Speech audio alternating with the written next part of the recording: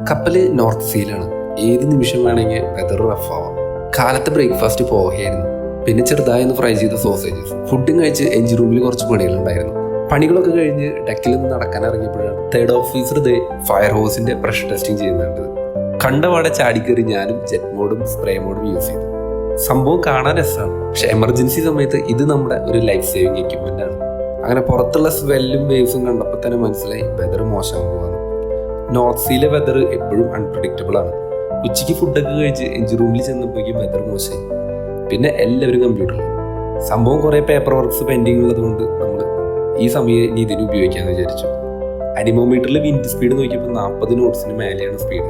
അക്കോമഡേഷനിൽ നിന്ന് പുറത്തേക്ക് ഇറങ്ങിയാൽ ചിലപ്പോൾ നമ്മളടക്കം പറന്നു പോകും.